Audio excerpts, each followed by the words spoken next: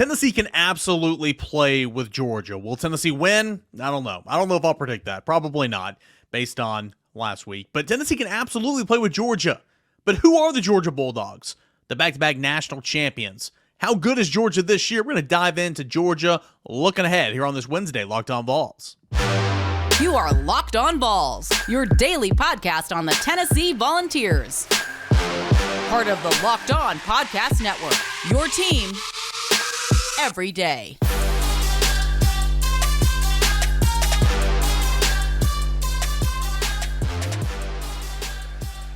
What is up, you beautiful people? Happy Wednesday and welcome into it. This is Locked On Vols. Can't thank you enough for being here. I'm your host, Eric Kane, and this episode is brought to you in part by FanDuel Sportsbook. It is America's #1 sportsbook where you can make every moment more at FanDuel Sportsbook. Got a whole lot to get into today. We got a little bit of a Georgia scout here on a Wednesday. Who are the Bulldogs? Stats that matter, stats that really matter about Georgia in segment 2, and then Word Wednesday in segment 3. Typically, we look back on the Pro Football Focus grades from the week before.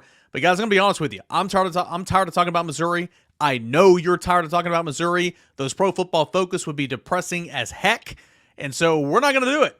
The fact of the matter is they were awful. Tennessee was horrible. Those grades were atrocious, as you would expect in a 36-7 blowout victory the other way.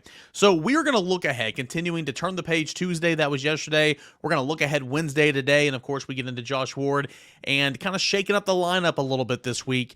But first, we're going to talk about who the Georgia Bulldogs are in 2023. Georgia, 2023 or 2022, 2021 national champions. Head coach Kirby Smart, we know about that. And Georgia is 10-0, 7-0. And I think the biggest compliment, again, I'll continue to say this all week long, there's nothing spectacular about Georgia this year. In years past, you had Jordan Davis, Jalen Carter, Nolan Smith, Nakobe Dean, Christopher Smith, Keely Ringo. Those were all defenders. You had Stetson Bennett. You had powerful run game. You had talented offensive linemen. Those are name drops. Those are people that stood out, and Darnell Washington, one of the tight ends. You could point to some playmakers, really, some really good college football players. And don't get me wrong, there are good college football players on Georgia's team, but it's just a well-rounded football team that's gotten better and better and better. And I think that's the biggest compliment that I can give to another team. It's testament to recruiting and development, and that is what Tennessee wants to be. That is where Tennessee wants to be in a couple of years. For sure. And, it is what it is, guys. I know you might be thrown up in your mouth when I say that, but, fact of the matter is Georgia's a good football team. Georgia's built a great program, and, of course, you would love to have that type of success, and that's what every team in the country really right now is chasing. But that's kind of Georgia so far this year offensively. Second to LSU in pretty much everything. Second to LSU in points per game at 40. Total offense of 504 yards. Passing offense at 323 yards, fifth in rushing offense at 180 yards. It's turned the football over just 10 times on the season. The offensive line has allowed only 9 sacks. What a stat. Through 10 games this season, they're averaging less than a sack a contest. In SEC play, that's really, really impressive. Defensively, leading the SEC in pretty much everything but rushing, where they're second in defending the run at 108 yards a contest. Tops in points allowed per game at 15.6. Tops in yards allowed per game at 289. Total yards of offense allowed per game. That's a really good stat. Passing stat, 181 yards allowed through the air. I mentioned the rushing stat a moment ago. They've created 14 turnovers, 12 interceptions, sacked opposing quarterbacks 22 times, and logged 56.5 tackles behind the line of scrimmage. Again, just a good football team. Sure, has it been an easier schedule? Yeah, but you're 10 games into an SEC football schedule. I don't care who you are. It's impressive, and Georgia's another impressive football team. Kirby Smart, head coach, Mike Bobo back. He's an offensive coordinator. Glenn Schumann, Will Muschamp, co-DCs. Let's look at the player personnel. Carson Beck waited his turn behind Stetson Bennett. And again, just like this football team, the quarterback's gotten better as the week's gone on. 3,022 yards passing. At second in the league behind Jaden Daniels. 18 touchdowns, 5 interceptions, completing passes at 72%. and he's averaging over 300 yards a game at 302 yards. I mean, he's a decent football player, pretty good football player. Tennessee will need to try to make things, try to hurry him up and force him into bad decisions. Kendall Milton is the who they want to be the bell cow running back. He has missed a lot of time this year. Probably missed 5 games, came back, re-injured himself against Vanderbilt. Really only the last 2 games has he looked kind of like himself. Still has 422 rushing yards on the season, off 67 attempts, 7 touchdowns, and again, he's missed 5 games of action. Dejon Edwards has picked up that slack on the run game, 10 touchdowns, 691 yards on the ground. We all know the best football player on the field on Saturday is going to be Brock Bowers. It is incredible to me that he's already back. He had the same surgery, the same surgery, tightrope surgery on that ankle that Cedric Tillman had a year ago. A guy that's going to be a first rounder, has already won a national championship. Of course it means something to him. Of course Georgia means something to him and his teammates mean something to him. But, man, he got back in a hurry. It's incredible. He got a touchdown pass last week in his first game back. Brock Bowers is good. Not breaking news here. 44 receptions, leads the team. 601 yards, leads the team. 5 touchdowns, leads the team. Has a rushing touchdown as well. All that in 8 games. Leads the team in every statistical category in terms of receiving. Dominic Lovett, formerly of Missouri, 43 receptions, 475 yards, 2 touchdowns. Ladd McConkey, who Jeremy Pruitt refused to recruit to Tennessee. That was a swing and a miss. They use him all over the place. He is everywhere. They'll jet sweep him. They'll put him in the slot out wide. They'll put him in the back. I mean, they use him everywhere. 26 receptions, 418 yards, 2 touchdowns. Marcus Rosemy-Jack Saint caught a touchdown against Tennessee last year. He's in the rotation. Ra Thomas, wide receiver from Mississippi State last year, transferred into Georgia. He's caught a touchdown on the year. They got tremendously better at wide receiver and got a talent upgrade at quarterback this year, in my opinion. And again, I mentioned the offensive line through 10 games has allowed only 9 sacks. So you think of defense when you're Georgia. This offense, low-key, and we have a crossover tomorrow. And honestly, guys, I know a lot of you guys don't like crossovers, and that's fair. The Georgia guy that I recorded with, I thought he was really good, and I can't wait to show it to you tomorrow. He thinks that Georgia, a shocker, he thinks that Georgia's offense is the best in the country in terms of balance, but they are very balanced football team. Let's go to defense real quick. Again, the name game's not there anymore. Gone are the days of Jordan Davis, Jalen Carter. Gone are the days of Nakobe Dean, Nolan Smith. Gone are the days of Keely Ringo, Christopher Smith. But it's still an overall solid football team. Small Munden leads the team in tackles, 48 tackles, 17 quarterback hurries from the second layer. Jarman Dumas-Johnson, he's out. He's out with a foot injury, I believe. He missed last game, so in steps in true freshman, former Tennessee target C.J. Allen. C.J. Allen is going to get the start at middle linebacker as well in this football game, or the middle layer. Arguably the best defender for Georgia this year is the star player Tyke Smith. 46 tackles, 2 sacks, 6.5 TFLs, that's a team high. 4 interceptions, that's a team high. Tied for second in the SEC this year. Really good player. Veteran safeties, these names have been around a long time. Javon Bullard and Malachi Starks combined for 2 interceptions. Cornerbacks, Kamari Lassiter, who the Locked On Bulldogs host that we'll hear tomorrow is really, really high on. He has 7 pass breakups to lead the team. Dylan Everett has five pass breakups on the other side. Again, it's just a really sound, solid defense. So the task is tall. We know this. Top-ranked Bulldogs, I believe number 2 in the college football playoff rankings. Rankings come out tonight at the time of this recording. The task is tall. We know this. Tennessee is inconsistent.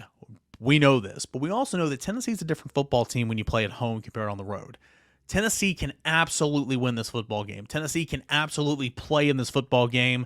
Will it? Will it be a fourth quarter football game? Will that win streak extend to 15 games? We will see. But the task is tall. Georgia, same story, different year. It's a good football team. So be prepared. And I know you guys know that as well. But that's a look at who Georgia is who Georgia is. Now, let's take a look at the stats that matter. Where does Carson Beck excel when compared to Joe Milton? What about these defenders? How good are these defenders and cover corners for Georgia? We'll take a look at that here in segment 2. Do want to tell you about our friends over at eBay Motors. eBay Motors, let's ride. Passion, drive, patience. What brings home the winning trophy is also what keeps your ride or die alive. eBay Motors has everything you need to maintain your vehicle and level it up to peak performance, from superchargers, roof racks, exhaust kits, LED headlights, and more. Whether you're into speed, power, style, eBay Motors has got you covered. With over 122 million parts for your number one ride or die, you'll always find exactly what you're looking for. And with eBay's Guaranteed Fit, your part is guaranteed to fit your ride every time, or your money is back. Because with eBay Motors, you're burning rubber, not cash. With all the parts that you need, all the prices you want, it's easy to turn your car into the MVP and bring home that W. Keep your ride or die alive at ebaymotors.com. Eligible items only. Exclusions apply. eBay Guaranteed Fit only available to U.S. customers. Hey guys, welcome back into your Wednesday edition of Locked On Vols. Can't thank you enough for being here and making this show what it is. Hey, the push to 10K is on. It is the slowest of burns right now, but I do appreciate you guys who have heard my call, my charge to action, have subscribed. For those of you guys that are already subscribed, thank you. I know I say it all the time, but by the end of the day, it's how I get paid, guys. All right. Plus, I want these videos and this show to get in front of more and more Tennessee fans so we can grow our audience. Can't thank you enough for that, guys. But the push to 10K, need to get there by the end of the football season, so need to get there by next Saturday. We're a little over 300 away. So tell your mom, tell your friends, tell your girlfriend, tell your everybody else. I was going to make a joke there, but I think not. Subscribe to Locked On Vols on the YouTube channel and wherever you listen to your podcast. Stats that matter. Typically on Wednesdays, before we get into Josh Ward, we look back at the Pro Football Focus grade stats that matter. Well, I'm not going to do that this week because it is just flat out abysmal. Flat out abysmal. But I am going to look ahead to Carson Beck. I did this a little earlier in the season. South Carolina, Spencer Rattler, Max Johnson throwing the deep ball well, A&M kind of leading in the contest. I'm going to do that this week for Carson Beck. Carson Beck's gotten better and better. I think he truly benefited from sitting behind and watching Stetson Bennett just go to work. Stetson Bennett, I know Tennessee fans, not fans of Georgia Bulldogs. I don't expect you to be. Do recognize it's a really cool story for Stetson Bennett. But I think we can all also agree he might have worked hard and became a really good quarterback. Physically, not what you look for. That's why he's a walk-on initially. Physically, not what you look for in a Power 5 quarterback. Carson Beck got a big arm, 6'4", 225 pounds. But I think he benefited from watching and observing how Stetson Bennett went to work. Jaden Daniels was there. Carson Beck was patient. Stetson Bennett was there. Carson Beck was patient, and here he is now. Putting together a really good year. Like I said in segment number 1, 3,022 passing yards. That's second to Jaden Daniels in the Southeastern Conference. 18 touchdowns, 5 interceptions on the season. He's been kept clean on 84% of his dropbacks. Testament to that offensive line that's allowed just 9 sacks on the season. Under pressure, only 15% of the time. He's not been blitzed 60% of the time. He's been blitzed 30, so pretty much 40% of the time he's been blitzed. When he's been kept clean, his Pro Football Focus grade is 91.5. That is considered elite. When he's been under pressure, his Pro Football Focus grade, again, under pressure only 15% of the time. So it's not a huge sample size, but his Pro Football Focus grade drops down to 68.7, which is considered an average grade. But it's on the higher echelon of that average because 70 is considered above average player, 70 to 80. But 68.7. So obviously with any, just about every other quarterback, when they're under pressure, things get more difficult. When he's not blitzed, his grade is 91.8%.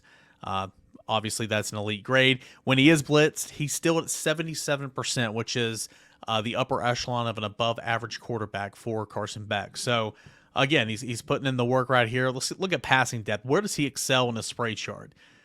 Passes 20 yards down the field. Carson Beck is 17 for 42, 549 yards, 4 touchdowns, 2 interceptions. That Pro Football Focus grade is 90.6. 90.6. I do want to... let's see if I can do this. Sorry. on the fly. Gotta love me doing this on the fly. It's really embarrassing because I should have had this tab already pulled up, but I don't. I want to compare these to Joe Milton.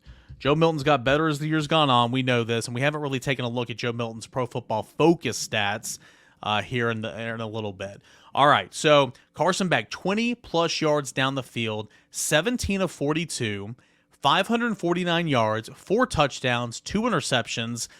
That grade is at 90.6 per Pro Football Focus. That is considered an elite grade. Joe Milton, 14 of 49 for 28% completion. Carson Beck, that was at 40% completion. Again, these are deep throws, so the completion percentage is not going to be good. Carson Beck's completing those passes at 40.5%. Joe Milton is completing those passes at 28.6% because Joe Milton is 14 of 49 on the year on passes 20-plus yards down the field, 613 yards, 8 touchdowns, 4 interceptions. So he's doubled his touchdown intake on the deep ball, but his Pro Football Focus grade is at 60.8, which is at the very bottom of an average quarterback. In fact, it is 0.2 away from being a below average quarterback. All right, let's look at the intermediate game, shall we? This is 10 to 19 yards. And our buddy on Locked On Bulldogs for the crossover tomorrow says that if there's a kryptonite for Carson Beck, it's the intermediate throw game. Well, let's check the numbers here. 10 to 19 yards. 10 to 19 yards, he is 51 of 76, completing passes at 67.1. So far, so good. 1,168 yards, 6 touchdowns, 3 interceptions, 91.4 yards. 91.4 is his Pro Football Focus grade. Again, that doesn't look like a kryptonite whatsoever. It looks pretty good. I mean, 51 of 76, 1,168 yards, 6 touchdowns, 3 interceptions, completing passes at 67%, and a Pro Football Focus grade of 91.4. That ain't bad. Let's look at Joe Milton, intermediate. Joe Milton, 10 to 19 yards, 25 of 55, 45.5% completion. For 375 yards, 3 touchdowns, no interceptions. His Pro Football Focus grade is 73.6. So obviously not nearly as good as Carson Beck's. Let's look at the short game. We know Joe Milton throws a ton of short games this year. Within 10 yards, 0 to 9 yards. Carson Beck is 86 for 100. Wow, that's easy math. I can tell you that is an 86% completion. 86 of 100. 4 touchdowns, no interceptions, 772 yards, 84.2 is that Pro Football Focus grade. Joe Milton, 82 for 102. Very similar here. 82 for 102 and passes within 10 yards.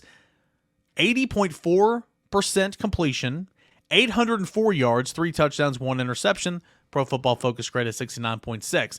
Take a look at the passes behind the line of scrimmage. 77 of 84. A lot of dump-offs, okay? A lot of little touch passes. Carson Beck does a lot of that stuff, sideline to sideline, behind the line of scrimmage, kind of like what Tennessee does.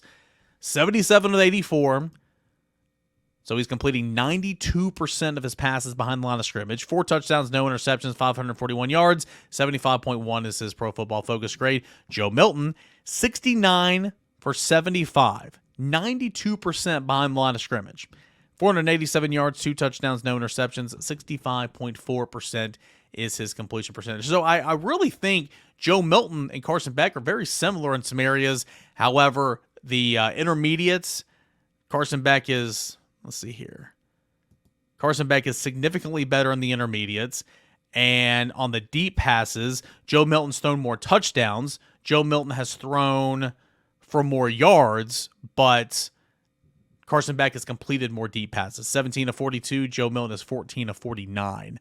So I think that is worth noting there. All right, let's go and look real quick here before we get into Josh Ward. Let's go look at some cover grades for the Georgia Bulldogs. Let's take a look at this secondary, shall we?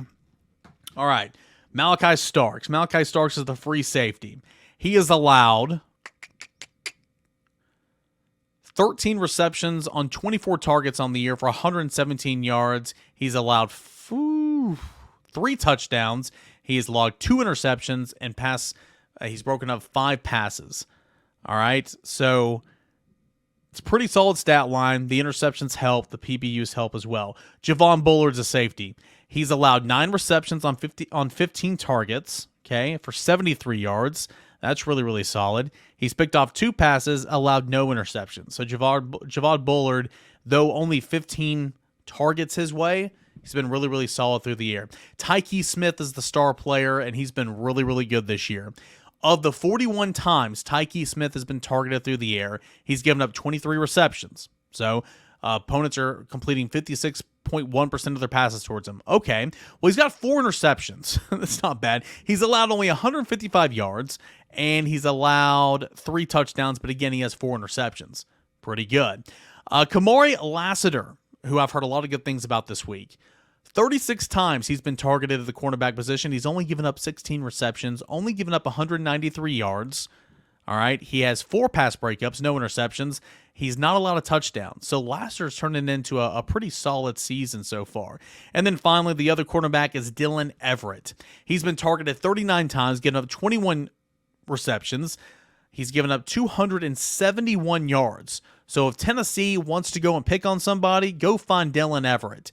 Again, been targeted 39 times, given up 21 receptions. Quarterbacks are completing 53.8% on passes to that side of the cornerback. All right. He has 4 pass breakups, no interceptions, and he's allowed 2 touchdowns. So if there's a weakness here, I think it is the cornerback by the name of Dylan Everett that Tennessee should target, because the other cornerback in Kamari Lassiter, pretty solid. All right, I view those as stats that matter. I hope you agree. We'll continue to break down Georgia. Took a big old look at Georgia, scouting the opponent here on a Wednesday show. Let's hear from Josh Ward, our buddy Josh Ward. That's coming up next right here on Locked On Vols. Do want to tell you first about our friends over at FanDuel, proud sponsor of the show. FanDuel, it's America's #1 sports book. Right now, new customers can get $150 in bonus bets with any $5 moneyline bet. That's $150 if your team wins. If you've been thinking about joining FanDuel, there's no better time to get in on that action right now. You got college football, you got NFL, you got college basketball, you got the NBA going on right now. You got NHL season's underway as well. We are in full-fledged crossover season, and it is so exciting because you can take a look at those totals.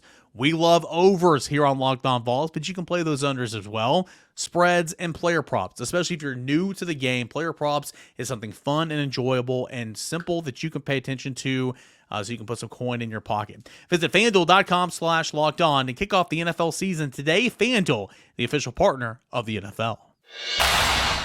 As we do every single week here on Locked On Vols, we check in with our buddy Josh Ward for Award Wednesday. Josh, not a whole lot to talk about. This is kind of the last day of the week that I look back on the game that just happened before looking to this Saturday. And this one was a game you don't really even want to look back at. I mean, it was brutal from the get-go for Tennessee. Nothing was good. I mean, the could have gone better. Yeah, everything's on fire. The sky was falling, but literally, I mean, Tennessee had 1 touchdown play, and that was it. Yeah, and somewhat fortunate to get that score, right? Because what a catch that was by Dante Thornton, who unfortunately was injured on the play, and that ends his season when he gets his first touchdown catch of the year. Toughest catch he's made all season long.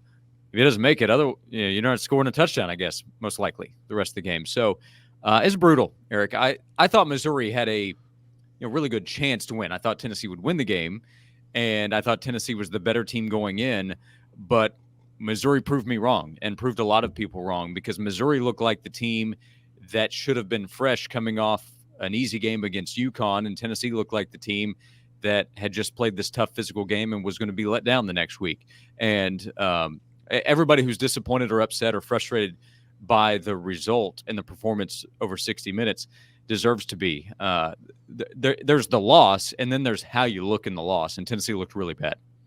Is it just me? And I think I said this earlier in the week. Tennessee's not lost many ball games the last couple of years with Josh Heupel, but when Tennessee loses, I mean, it loses. Think about being outscored 27-0 in the second half to Alabama, the second quarter at Florida, the Missouri game, South Carolina last year. It just feels like when this team doesn't win, it kind of implodes. Yeah, that's part of it, is only 5 losses in the last 2 seasons. That is really good. But all 5 losses left fans just feeling bad, really bad, with how things went during that game. The one where you can come out of that feeling that way, but then say, okay, I get it, was Georgia in Athens. That was the best team in the country, and it made sense. None of the other results to me made sense by the end, even Alabama this year, because Tennessee had a 13-point advantage at halftime against a Nick Saban team that I've been impressed with overall with their mental toughness, and that second half would be part of that. But Tennessee got dominated, destroyed 27-0 in the second half. So you still had that feeling coming out of it. And I know Tennessee has lost a bunch of times in Gainesville, and this year was on that list, but it's a bad Florida team that did what it wanted to against Tennessee. So, yeah, that's part of it. How you look in those losses, how Tennessee performed. If Tennessee had lost 36-31 this past weekend against Missouri, fans wouldn't have felt great about it, but would have come out and saying, you know what, credit to Missouri. We lost a game that we could have won. But instead, it's 36-7, and you don't want to watch any of the fourth quarter, and you have a pick six that just makes you feel sick by the time that it's over. And the field goal attempt at the end to try to get to 10 points, it was gross. Now, are you sure fans would say, all right, tip my cap to Missouri, job well done? By comparison to this feeling. I'm not saying they would have been happy, but it wouldn't have been this. I mean, look at it this way. From the fan standpoint, how much have we heard fans make fun of Billy Napier and Shane Beamer and Eli Drinkwitz? Well, Eli Drinkwitz just beat Tennessee by 29 points. No. Shane Beamer scored more than 60 against Tennessee last year, and Billy Napier is going to walk out of the season with one quality win most likely, and it's going to be against Tennessee by 2 touchdowns. So losing that way to coaches that Tennessee fans make fun of is not going to help the feeling of the fan base, the mood of the fan base. So now Tennessee is at 7-3, 3-3 in SEC play. You come back home, you got the top-ranked Bulldogs. Mm-hmm. Then you got Vanderbilt, probably looking at an 8-win season, 8-4. I think we discussed this maybe even last week. Is 8-4? This is how I view 8-4. You tell me how you view it.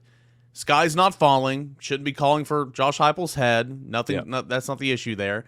But it's a tad disappointing. It is, because, again, you look at these losses. Losing to Missouri is not the end of the world. Like you said, it's how you lost to Missouri, how you lost to Alabama. Should not have lost to Florida. Inexcusable. We'll see what happens with Georgia. But, I mean, I'm going to pick Tennessee to lose that game, obviously, because I'm not an idiot.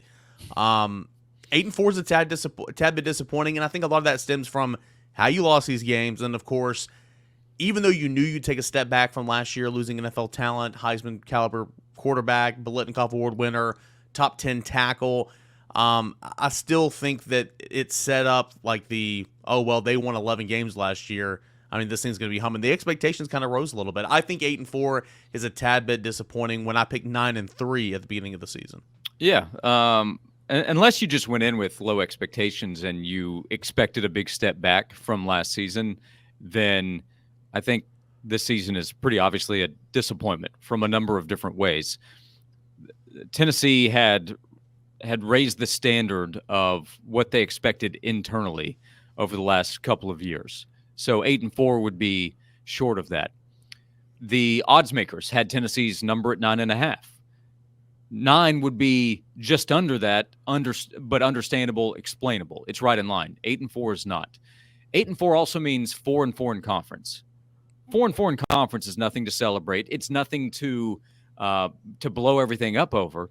And that's part of the reminder here, is that criticism can come without it being extreme. Saying, okay, that's disappointing. This isn't good enough. This needs to be better in the future doesn't mean that everybody has to go and you have to find new people to make that happen. Might have to find new people in certain spots. They need to recruit at a higher level. They need to do a better job in the transfer portal of bringing in players to help fix some of the obvious issues from one season to the next. There's also this, if we're talking about, okay, what does 8-4 mean? Tennessee's non-conference schedule was a joke. They played 4 easy opponents that they would have no trouble beating. There's 4 easy wins. 4-4 in conference also comes with a win against Vanderbilt. We're assuming at this point, right? Vanderbilt is in line with the other 4 non-conference teams in terms of quality. Tennessee will have played 7 quality opponents this season. If Tennessee goes 8-4 and they have 5 easy wins, that means 7 quality opponents leaves them with a 3-4 record. How is that not disappointing? That's why this week is so big. You have the number 1 team in the country. They have this huge winning streak. Tennessee has the home winning streak that goes back to the loss against Georgia in 2021. Here is a chance to salvage this conversation and put it in the trash can. And even if Tennessee wins this week and it causes people to say, so what happened against Florida? What happened against Missouri? I don't need to explain why beating Georgia would be so huge for Tennessee this week. So here's the opportunity to keep an 8-4 season, a 4-4 season in conference play, ugly losses against teams that fans don't really respect from being a disappointment. And I think it's important to remember, I know I just said it a moment ago, how I'm not going to pick Tennessee to win that game because I have a brain, but Tennessee can win this game. I mean, if Tennessee plays up to its potential the way it's played at points and times this season, you run the football, you stop the run, you get to the passer. I know all those things won't align all in one game. Typically, that's not how football works. But if you just don't lay an egg and you're competitive and you play 4 quarters, Tennessee 100% can win this football game, okay? Georgia's good. Georgia's not big bad Georgia the last 2 years. They might win a national championship again this year, but this team is not as good as it's been the last 2. Still a really good team. Still the best team, in my opinion, in the country, and it keeps getting better. But this is not the last 2 years of Georgia. My point is, Tennessee can still win this football game. Like, you don't concede it. It's just, I mean, you got to put forth an effort like you did first half Alabama, like you did defensively A&M. I mean, you got to play well because what we saw the last time out, it was just abysmal. Yeah. I mean, again, back to the odds makers, they're telling us it's there's a shot available for Tennessee being a 10 to 11 point underdog at home. It's not a 24 point underdog where you're like, okay, technically there's a chance, but it's going to take some doing. I do think that Tennessee still needs a little bit of help. Mistakes, whether that be penalties, turnovers, I mean, maybe all of the above from Georgia not being as mentally dialed in. Because if Georgia has the mindset that it had in last year's Tennessee game and that it has appeared to have for the Ole Miss game or the Florida game coming out of the bye week or the Kentucky game, where they at least they heard some questions about, okay, is this Georgia team as good as the last couple of years, and whether it is or is not, their mindset was, yeah, we are, and we're about to show you. If Georgia comes to Knoxville saying, we're going to show you just how good we are, that there is no question who the best team in the East is, the gap is wide, then I don't think Tennessee can match that. But if Georgia makes mistakes, if they're not efficient on offense, if they turn the ball over, if they commit penalties on the road, and Tennessee is up for the game, the defensive line can be disruptive and cause some of those mistakes, then Tennessee's going to have a shot to win the game. If Georgia plays mostly mistake-free football and plays up to its potential, Tennessee cannot match that potential. He is Josh Ward. Follow him on Twitter at Josh_Ward. Check out his radio show, 99.1 The Sports Animal, noon to 3, weekdays with VFL Jason Swain. That is Josh and Swain. And Josh, you have that newsletter every Friday morning about 8:30. You can subscribe to that newsletter for free in the notes in this episode, both on YouTube and wherever you're listening to your podcast. What can we look forward to in the newsletter and, of course, the rest of the week on your radio show? Yeah, Tennessee's shot against Georgia. We'll talk about it this week on the show. It takes you 10 seconds to subscribe. Comes once a week in your email inbox on Friday morning, and I hope you'll check it out. So please subscribe, and I appreciate you sharing it to the audience there, Eric. Josh, appreciate you, buddy. Thanks so much. Thank you. All right, he is Josh Ward. We do it every single Wednesday, Ward Wednesday, right here on Locked On Vols. We'll get a Locked On crossover edition with our guys at Locked On Bulldogs. We'll learn all about Georgia, what they think about Tennessee, and we'll continue to do our homework on the Georgia Bulldogs. How can Tennessee pull off this upset at home, extend the winning streak at home to 15 games, and snap Georgia's losing streak at 27 straight wins? Georgia's winning streak at 27 straight wins. All that and more coming up tomorrow and on Friday's show. Appreciate you guys for being here, and have a great rest of your Wednesday, everybody.